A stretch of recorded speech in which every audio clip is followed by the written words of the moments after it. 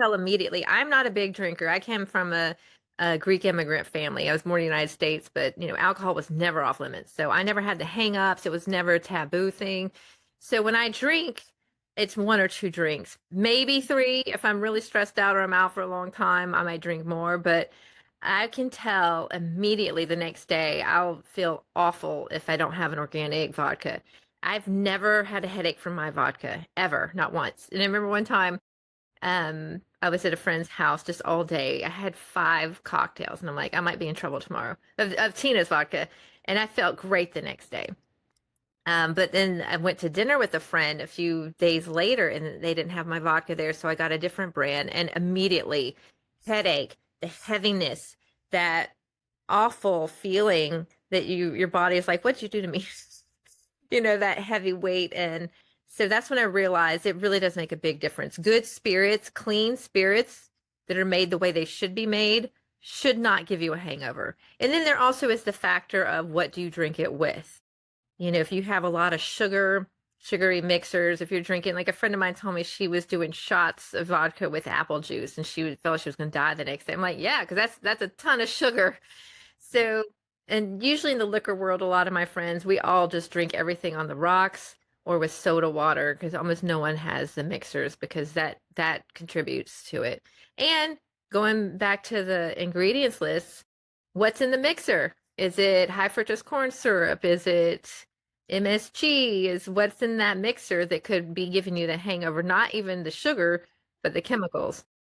Okay, so club soda is a very safe Yeah. mixer to use. For the most part. Then other people have issues with anything carbonated. So you really have to just listen to your body, what works with you. But a lot of people, like a friend of mine was saying, she was in Mexico. She didn't have margaritas. She just had a clean tequila with soda, and she never had a hangover or a headache. Okay, yeah, or you can just drink it straight. Exactly. Yeah. But it has to be good and clean. And, because that's when it's naked. You can drink my vodka. I've had people, when I do tastings in ABC stores or grocery stores, I just have it neat. It's room temperature, and you have a sip of it, and you can see it doesn't burn. It's clean, and it goes down smoothly because the ice covers it, the mixers cover it. So if you're going to do that, you want to make sure it's a really high quality. Just Yeah, that yeah, that way you keep the ingredients clean. That's the purpose, right, of having a clean product.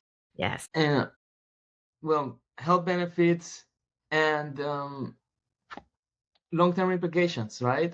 Yes. Um, And also the environmental impacts of that. When you drink Tina's vodka, you are supporting organic, non-GMO farmers.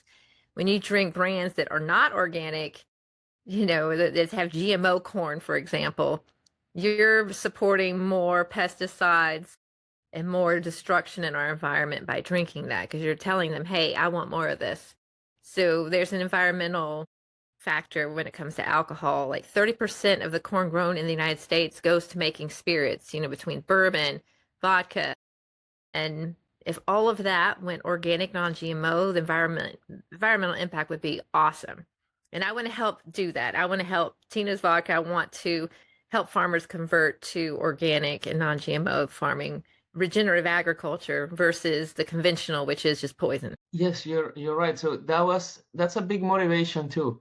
So for my own health and the health of the planet, Yes. I gotta promote these products that are non-GMO, that are clean, organic,